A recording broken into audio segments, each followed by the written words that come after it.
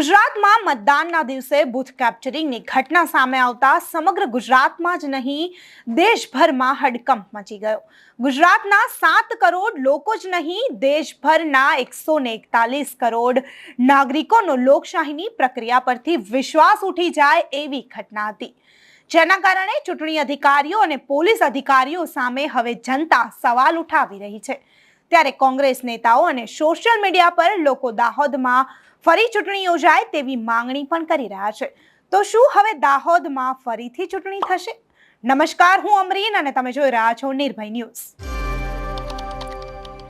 લોકશાહીને જીવંત રાખવાની વાતો કરનાર ભાજપ પાર્ટીના નેતાઓ જ હવે લોકશાહીની હત્યા કરી રહ્યા છે।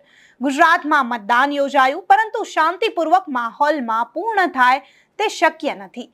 દાહોદ લોકસભા બેઠકના મત વિસ્તારમાં પ્રથમપુર ગામમાં બૂથ કેપ્ચરિંગની ઘટનામાં ભાજપ નેતાઓ જાણે ઈવીએમ પોતાની જાગીર હોય તેવી રીતે વિડીયો બનાવીને મશીન હાથમાં રાખ્યો।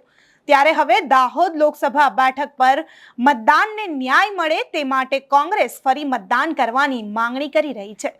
સમગ્ર મામલે દાહોદ લોકસભાના કોંગ્રેસના ઉમેદવાર પ્રભાબેન તાવિયાડે બીજી વાર ચૂંટણી યોજવાની માંગણી કરતા વધુમાં શું કહી રહ્યા છે તે જોઈએ।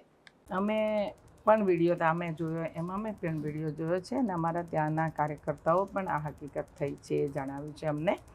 અને અમે જોયું છે કે સત્તા પક્ષના નેતાઓ સત્તાના અહંકારમાં લોકોના લોકશાહીના અધિકારોનું હનન કરી રહ્યા છે, એને અમે વખોડી કાઢીએ છીએ અને અમે એના અંગે કલેક્ટર સાહેબને ફરિયાદ આપી છે। શું જવાબ આપી રહ્યા છે અધિકારીઓ દ્વારા? શું જવાબ આપો? અમે તપાસ કરી રહ્યા છીએ અને એક્શન લઈશું એવું અમને સાંત્વના આપે। બેન, ગઈકાલનો વિડીયો છે, આપના એજન્ટે કોઈ આ બાબતે વિરોધ ઉઠાવ્યો હતો કે કેમ? મેં વિરોધ ઉઠાવ્યો હતો ને અમે રાત્રે જ અમે આવ્યા એટલે અમને ખબર પડી અને એ પછી રાત્રે જ અમે ઇન્ટિમેટ કર્યું હતું, પણ ડ્રાફ્ટિંગ કરીને આપવા માટે અમે આજે આવ્યા છીએ।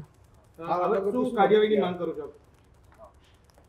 અમે જે લોકો આમાં સંકળાયેલા છે એની સામે કડકમાં કડક સજા માટે અને ત્યાંના જે મતદાતાઓ છે એમના અધિકારોનું હનન થયું છે એટલે એમને રીપોલિંગ કરવા માટે અમે માંગણી કરી છે। ત્યારે હવે પોલીસે વિજય ભાભોર અને મનોજ નામના ઈસમની અટકાયત કરી નાખી છે, પરંતુ શું લોકોએ આપેલા મત માત્ર ભાજપને મળશે? જી હા, ચૂંટણી અધિકારીઓ મતદાન મથક પર ભાજપના બેસાડેલા હોય તેવું લાગી રહ્યું છે। ભાજપ નેતાના પુત્રમાં આટલી હિંમત ક્યાંથી આવી અને કોના ઈશારે આવી રહી છે? તપાસનો વિષય બની રહ્યો છે આ। પણ આપણી ન્યાયપાલિકા અને ચૂંટણી પંચ હવે આ મુદ્દે કોઈ નિષ્પક્ષ તપાસ કરશે ખરી? વિડીયો વાયરલ થયા બાદ પોલીસ તપાસ તો કરી રહી છે, પરંતુ આ તપાસનો ઉત્સાહ મતદાનના દિવસે કેમ ના દેખાયો તે પણ એક મોટો સવાલ થઈ રહ્યો છે। તો આ મુદ્દે તમારું શું કહેવું છે તમને કમેન્ટ બોક્સમાં ચોક્કસથી જણાવજો, તથા અમારી ચેનલ નિર્ભય ન્યૂઝને લાઇક, શેર અને સબસ્ક્રાઇબ કરવાનું ભૂલશો નહીં। આભાર।